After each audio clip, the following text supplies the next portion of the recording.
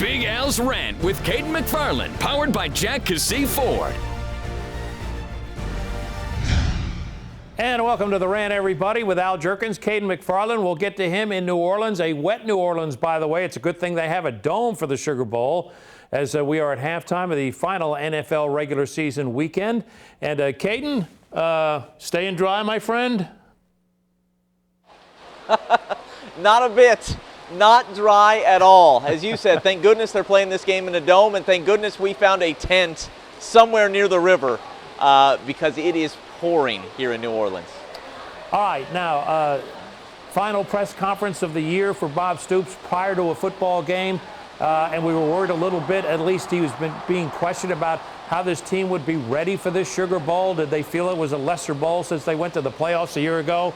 I kind of have a feeling that that's a little bit of a bogus premise, but what are your thoughts after going to the press conference this morning? You know, he didn't talk about this, but in my opinion, this game's actually really, really big for the Sooners because imagine this. Imagine you go 9-0 against the Big 12, and that's good. That's a great thing to dominate your conference foes. But you lose to Houston, Ohio State, and Auburn in the same year. That's a 10-3 record that would feel about as hollow as a 10-3 record probably could for the Sooners, at least in a conference championship season. I think they got to win this game and keep momentum going with regard to how they play against the SEC. And, you know, that Alabama win in the Sugar Bowl 3 years ago was so big that we tend to forget that 3 of this team's last 4 bowl games have been blowout losses. Texas A&M with Johnny Manziel and then Clemson the last 2 years. I think this game's awfully important for the Sooners, and I do think that the team senses that and knows that as well.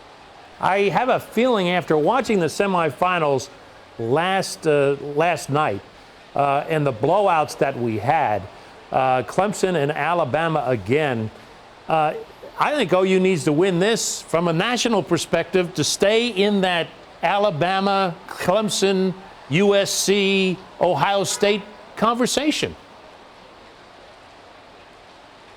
You know, they need to win this game because you got to store up as much as you can going into next year, where I actually think Oklahoma State might be the better team in this state.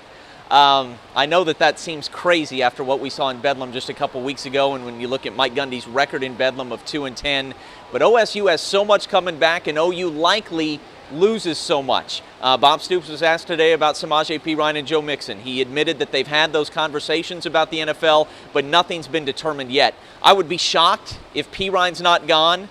Maybe there's a chance that Mixon comes back and rehabbing his image is part of what goes into his thinking there. I don't know how much his draft stock has been hurt with the video being released, but you know you're losing D.D. Westbrook. You're probably losing Samaje Perine. I know the defense can make strides, but OU's going to have its hands full in the Big 12. I think you're right, Al. I think you need to win this ball game to be seen going into next year as the best team in the Big 12. They lose, and I think OSU, not just locally, but I think nationally, becomes a team that everybody looks at in the Big 12. How much was the Mixon subject part of the press conference today? Yeah, it was certainly there. People are asking, nationally, you're taking a hit. How has that affected you? Yesterday, Mike Stoops admitted that that's been hard on Bob. Bob basically today said, I don't have time to pay attention to that. I don't know exactly what the national perception is. We gave a kid a second chance, and we think he's done a pretty good job with it. Somebody asked if a win tomorrow helps the perception. And he said, wins aren't going to help in this situation. Basically, it's going to take time. There's nothing we can do on the field that's going to change the minds of people who think that we did wrong. But winning does help within the locker room. And that made me wonder when he mentioned that just kind of offhandedly, how much has this affected those guys in the locker room? They're close with Joe Mixon, and we've heard from Lincoln Riley and Bob Stoops that this has been hard on Joe Mixon. So I tend to think that this distraction, if you will, is a factor for tomorrow and this team's preparation over the last several weeks. I can't help but feel that they're going to have to overcome something. Not saying they can't overcome it, but just saying that winning this ball game has become, I think, a little more difficult because of what's happened with Joe Mixon in the last few weeks. Every day goes by with this over the last 2 weeks, and I'm just shaking my head over the fact that this wasn't acknowledged, addressed when it happened. It's just amazing to me how this was allowed to fester as long as it has. Couldn't agree with you more. I mean, to me, it is madness that they didn't handle this, get in front of it 2.5 years ago. Oklahoma does so many things right. I mean, it is a big-time program with incredibly talented people at the very top with David Bourne and Joe Castiglione and then Bob Stoops, and all the way down, support staff as well. This is an unthinkable gaffe, in my opinion. We said the same thing last year when Joe Mixon came off so poorly during the Orange Bowl Media Day stuff. I don't know how they messed this up, Al. This was a softball, and somehow they swung and missed. By the way, is that John Fogerty getting on the Proud Mary behind you with the horn blowing? It is. Yeah, we got the Proud Mary coming out. We're right on the river. On the river. JT and I, our photog, have been sitting here under this tent for the last 4 hours watching people get on and off. We can't believe, first of all, how many people they can jam onto those steamboats, right. And then how much trash those people find a way to, throw into the bins on those. I don't know what they're feeding them, but I think it's pretty good. Lots of trash coming off the steamboat. All right, let's get to this ball game. I think, with the Mixon thing aside, OU's got to be able to stop Auburn's running game. And this could be the best running game they face all year, including Ohio State's. I think they've got a chore ahead. I couldn't agree more. The line started at 6. It's down to 3.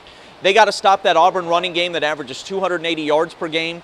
They've also got to stop, first of all, a team that's healthy. Auburn had not been healthy coming down the stretch. Their quarterback, Sean White, is back. And look, he's not good throwing the ball. They're number 112 in the country in passing offense.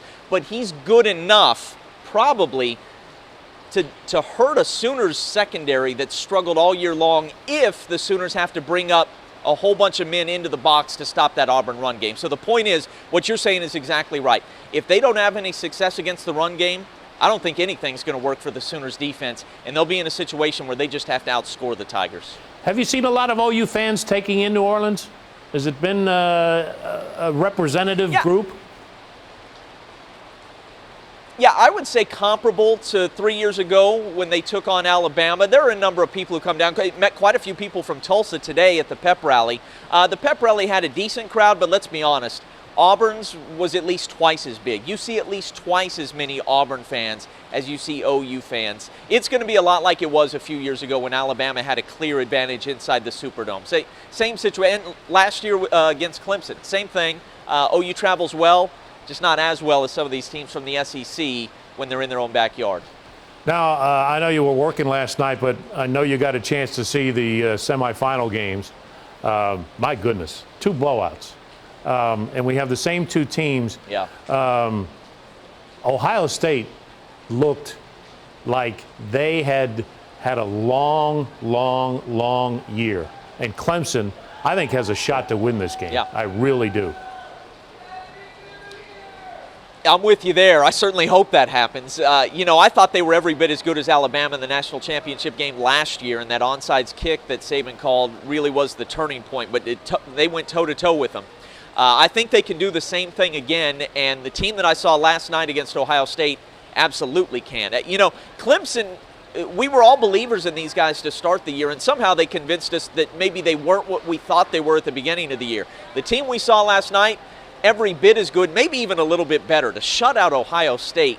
How good is Brent Venables, by the way? The run of success he's had at Clemson, I think Clemson is capable, and I could not have been more impressed with that. Alabama, they did about what you would expect against Washington. Clemson opened my eyes. Brent Venables needs to get a head coaching job soon, because if he doesn't, if he sits around, now I know he makes a lot of money at Clemson. I know there's security there. The shutout yesterday just enhanced his reputation. But if he doesn't get a head coaching job in the next 2 or 3 years, he may suffer from Merv Johnson disease. Yeah, he'll be stuck as a defensive coordinator, but he'll be stuck as maybe the premier defensive coordinator in the game at the moment, making more than $1 million. And as you said, his family's pretty comfortable. I mean, there are worse things than that, but you're right. I would say that within the next 2 years, that's when Brent probably has to make the jump. You wonder about the Kansas State job. He would be a pretty good fit. That's been rumored for a long time.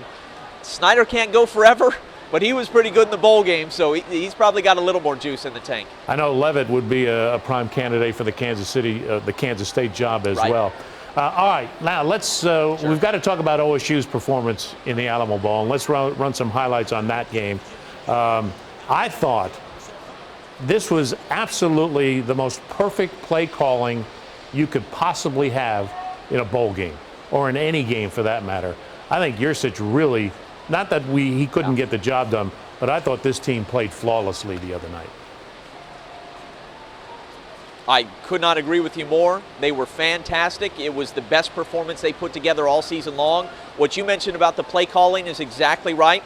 It was masterful. They looked like a team that had a month to prepare and knew exactly how to attack their opponent. They went out and did it.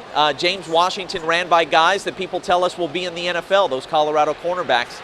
But I was every bit as impressed with the defense, probably more impressed with the defense. We liked a lot of the pieces on this team all along the way. Vincent Taylor, Jordan Stearns, a lot of guys who can play on that defense, but I don't think it ever came together in the way that we had hoped it would. You know, the West Virginia performance was solid, but this was so much better than anything I had seen from the Oklahoma State defense all year long. They rose to the occasion in a big way. And, you know, I mentioned earlier that I think OSU may be the favorite in the Big 12 next year. I mean, that speaks to how impressive this performance was. It's unthinkable that you would say that only a month after Bedlam, but they were that good against Colorado. I know Colorado's probably not actually the 10th best team in the country, but that was still a really, really good team that Oklahoma State put a licking on.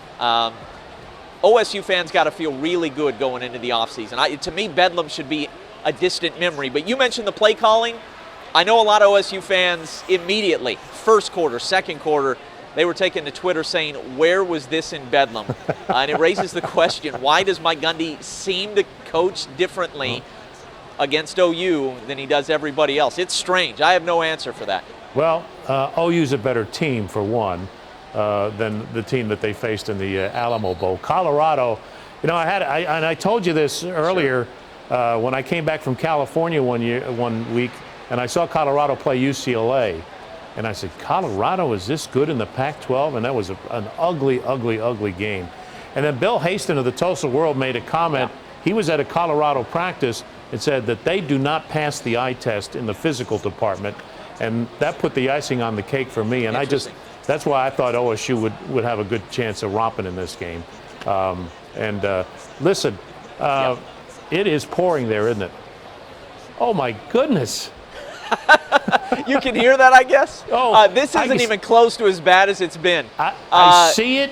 All the way down on the drive yesterday. Yes, you can see it. All the way down on the drive, our guy Johnny Trucker here had to just plow through a ton of rain. And it's been the same way all day long. There have been some obstacles, and all the work we did. Trust me, people, we were at the pep rally today. We were at the Bob Stoops press conference. We were working for you. And none of it showed up because the hockey game went late. It went to overtime. Had to go to overtime, didn't it? Tonight after the NFL. Right. Speaking of NFL, your man, Tony Romo, got a touchdown pass today. Let's roll a video, shall we? And we see the Eagles soaring over Lincoln Field today. But here's Tony Romo coming out on the field, getting thank you. He goes in for one series. He throws a touchdown pass. He looked pretty good by all indications, but what does one series tell you? Yeah. But anyway, he had a touchdown pass, and the Cowboys still lose. Well, yeah, but it was a feel-good moment. You know what I mean? I enjoyed watching Tony because he's been the good soldier for the most part. I mean, that speech, I know you thought it was a little over the top, but I thought it was gracious. And he's been the good soldier, and he got in, and his one drive this year goes for a touchdown. So there's nobody in the NFL more efficient than Tony Romo in 2016. I would ask you, though, seriously, if the Cowboys were facing the Giants and it was a 2-minute situation, the Giants, you know, took it to Dak twice this year, which quarterback would you rather have on the field rooting against the Cowboys? My guess is you would rather see Dak Prescott than Tony Romo. I would rather see Dak Prescott, and I'd rather see Jason Witten on the bench, is what I'd rather see. Yeah, that's right. Giants killer. Playoffs are going to be fun, aren't they? Cowboys, Giants, playoffs are going to be fun. It'll be good. It'll be good. Now we have one half of football remaining in the regular season, and then we're set to go. So teams are obviously, we know Dallas has the number 1 seed. We know New England has the number 1 seed. Everybody is already speculating a Dallas, New England Super Bowl, so we might as well handicap that while we have one half of football to go in the NFL. If that does happen, do the Cowboys have the defense to stop Tom Brady, in your opinion? I don't think so, but what do you think? You know, probably not. I have been so impressed with the Cowboys defense over the past month. They went from an overachieving group to one that I believe is legitimately awfully good. But I don't trust a rookie quarterback to beat Tom Brady in that situation. Just can't go there. Dak Prescott's been amazing. But if the Dallas Cowboys get to the Super Bowl and they have to face New England, I think New England's going to go. What is that? Would that be number 6 for Tom Brady? I've lost track on the Super Bowl victories that would be for him. But I think the Patriots would win. And get this, you know that I kind of root for the Cowboys. I don't think they're going to make it to the Super Bowl, Al. I think that the inexperience at quarterback, it's hard to overcome. Rookie quarterbacks don't go to the Super Bowl very often. I think somebody else from the NFC is winning. I kind of root for the Cowboys. I kind of root for the Cowboys. Well, when they win, you root for the Cowboys. When they don't, you don't root for the Cowboys. Is that what you're saying? Yeah, that's about it. Yeah, when they were 4-12 last year, I found somebody else to root for. I was a Seahawks fan. Now I'm a Cowboy fan.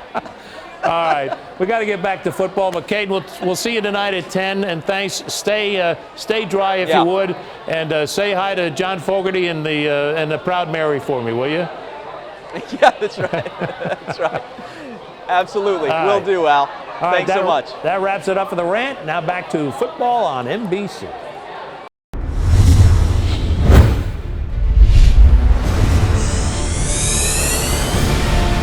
Big